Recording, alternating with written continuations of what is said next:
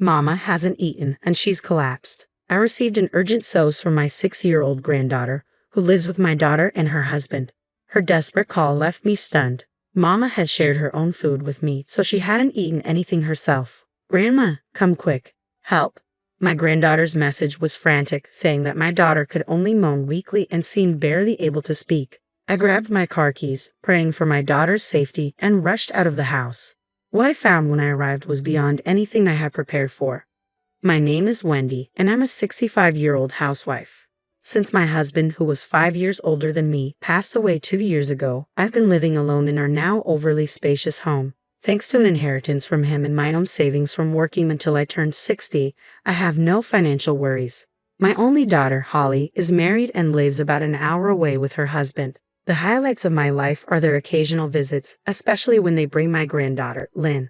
After Holly graduated from university, she moved to Paris to pursue a career fueled by her passion for the French language. There she met Ted, who was working for an international company. They married and eventually returned to the United States. Once back, Holly chose to become a full-time homemaker to support Ted, and soon after, they welcomed their daughter, Lynn. Ted graduated from a prestigious university and now works for a leading tire company, which gives him an elite status, though he has faced many challenges along the way. His father struggled with job stability, frequently changing positions, which put a strain on their finances. Ted's mother worked part-time but didn't contribute significantly to the household income. Holly mentioned this hesitantly, suggesting that Ted's parents had unconventional approaches to work. Despite this, Ted was determined to improve his circumstances. He pursued his education with dedication, earning scholarships and working part-time to support himself. His hard work has earned him Holly's deep respect. Ted is committed to ensuring that Lynn doesn't face the same struggles he did. He is determined to save money and provide her with the freedom to choose her own path.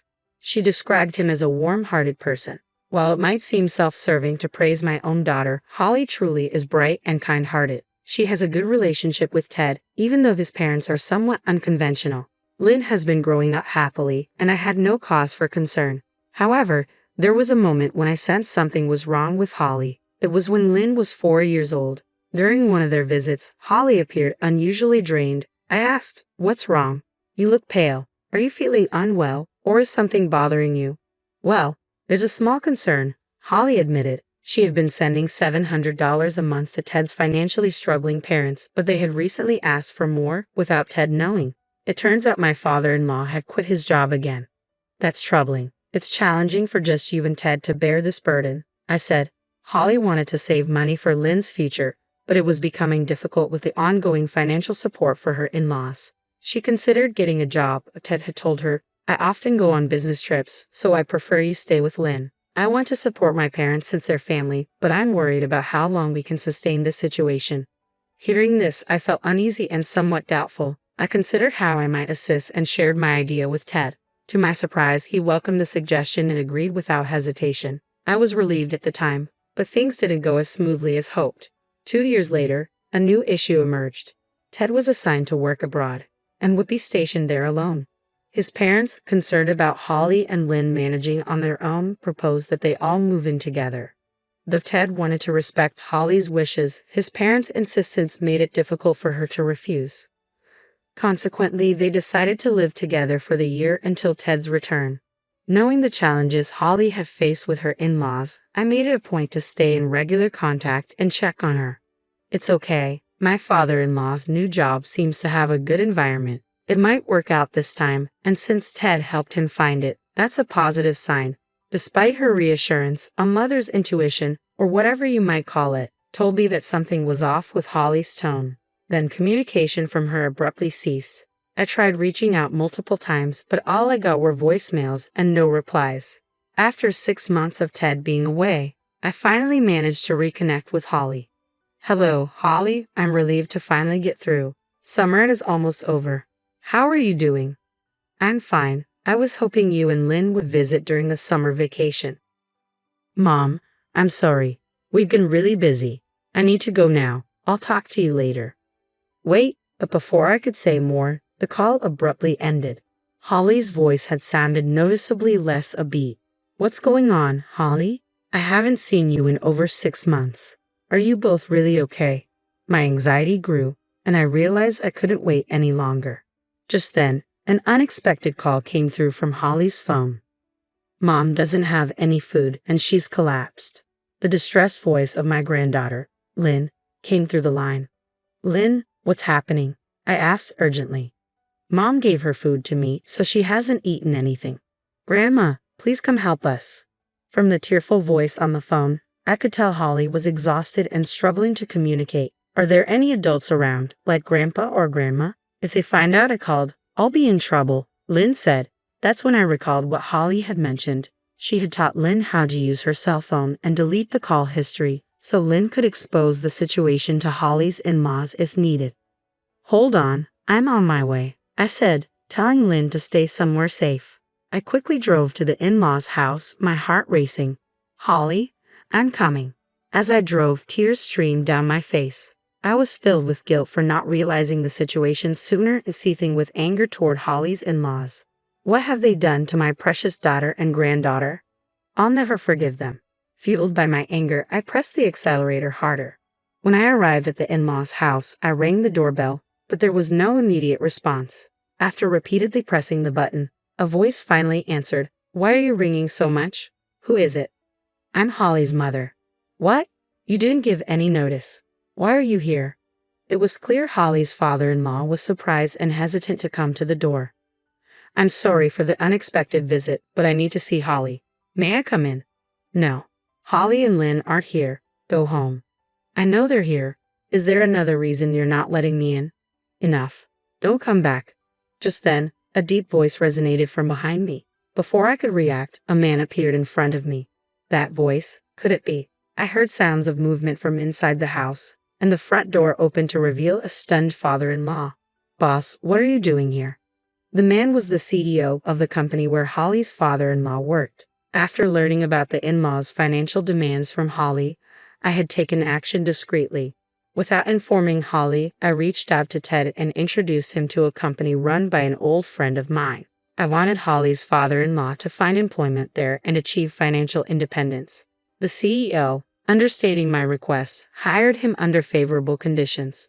To avoid any gratitude, I kept my connection with the CEO confidential, asking both Ted and the CEO to do the same. Sensing something was wrong after the earlier call, I contacted the CEO, and we rushed over together. The CEO said, I'm here to speak with you. Let me in, and walked into the in-laws' home. The father-in-law stood there, stunned and speechless, as I tried to follow. Holly's mother-in-law emerged from a room and blocked my path. You have no right to come in. The CEO quickly countered, No, she's with me. The in-laws appeared visibly shaken and terrified. Grandma, over here. Help Mommy, Lynn's voice called out urgently. At that moment, Lynn rushed over and tugged at my hand. Lynn, you become so skinny. I noticed that my granddaughter looked much more gaunt than the last time I had seen her. Before I could voice my concern, Lynn urgently guided me towards the back of the house, leading me to a storage room under the stairs. Holly, in a place like this? I quickly opened the door and gasped in shock and sorrow. There inside the dimly lit room was my emaciated daughter Holly. Mom, Holly murmured with drowsy eyes and tears streaming down her face. I gripped her frail hand tightly. I'm so relieved you're okay. Lynn told me you'd collapsed. We need to get you to a doctor right away. As I gently tried to lift Holly, the CEO stepped in to help. She doesn't need to see a doctor. Given her condition, are you really sure about that? We haven't done anything wrong, I responded, concerned. Liars, Mom always worked hard while you both just relaxed. You only gave her a small amount of food, and she even gave her own portion to me. From a recent call with my granddaughter, I learned that since moving in together, Holly had been forced to handle all the household chores from morning till night, like a servant. Despite Holly's efforts to please what she thought were her beloved husband's parents, they criticized her relentlessly. They complained about her cooking, her cleaning, and her parenting. They punished her by cutting back her meals and would say, if you can't do things properly, you belong in the storeroom. They even confiscated her mobile phone, purse, and bank book. Whenever she protested, they threatened to harm Lynn. I was horrified to discover this.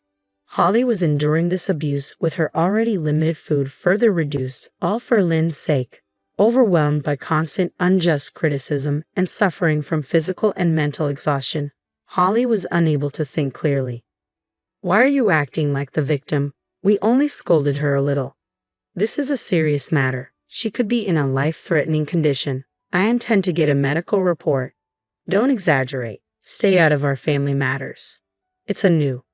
Holly is my cherished daughter, and so is Lynn. I can forgive you for what you've done to them. At that moment, Holly, clearly exhausted, suddenly broke down in tears. Mom, please stop. I'm afraid Ted will hate me. Holly, did he say something to you? He said he'd leave me and stop providing financial support. That's strange. I just spoke with Ted, and he mentioned that he's been sending $3,500 every month. At this revelation, the defiant expressions of my in-laws shifted to visible anxiety. It looks like you've been keeping the money Ted sent Holly for yourselves. You've been deceiving everyone. Does this mean the rumor about Ted having another girlfriend is also false? How could you drive Holly to this point? I will never forgive you for this. At that moment, the sound of the ambulance sirens approached, and the CEO went outside to direct the paramedics. As soon as he was out of sight, my father-in-law's demeanor shifted dramatically, and he gave me a cold, piercing stare. It's our son's money. Naturally, we have the right to use it. There's no reason for us to give it to a daughter-in-law like you. If you can't accept that, you should take the child and leave. So, this is why you've been harassing me almost every day, isn't it? Did you hear that, Ted? I spoke into my smartphone. I was on a call with Holly's husband, Ted, and relaying every word his parents were saying. What are you talking about? I turned the smartphone screen towards the in-laws with the speakerphone on. I will never forgive you for what you've done to my beloved family, my wife and child. I'm cutting off all support from now on. Ted's voice was filled with anger, and his parents could only tremble in response. My father-in-law bowed deeply towards the phone. Ted, I'm so sorry. We needed the money and didn't mean any harm. This isn't a joke. I'll be home soon, so be prepared. The CEO, returning with the paramedics, added sternly, There's no point in keeping such a ruthless man employed. I brought him in for Wendy's sake, but he's been a disappointment. Upon hearing this, the in-laws immediately shifted their demeanor, bowing and apologizing profusely to me. We apologize for how we've treated Holly. We're struggling financially and desperately need your help. Could you please talk to Ted and the CEO on our behalf? You must be joking. How can I forgive you? I'm reporting everything to the police. As I watched the paramedics carefully place Holly onto a stretcher, I offered a reassuring smile to my granddaughter. Lynn, you did wonderfully. You saved your mom. We'll go to the hospital now, and then we can rest at Grandma's house. Thank you, Grandma. At the hospital, both my daughter and granddaughter were diagnosed with malnutrition. Lynn was discharged the same day, but Holly, deeply traumatized, needed to be hospitalized for further treatment. Ted returned briefly to be with his wife and daughter, and his presence helped restore Lynn's smile and brought signs of recovery to Holly. I felt a profound sense of relief.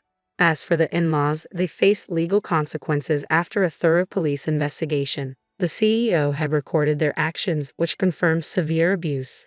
Since their home was rented, they were evicted, and a claim for $47,000 was filed, $30,000 for embezzlement, and $17,000 for damages. Thanks to my connections with the CEO and reliable childhood friends, the in-laws will be required to repay the amount by working at a specific factory after their prison term.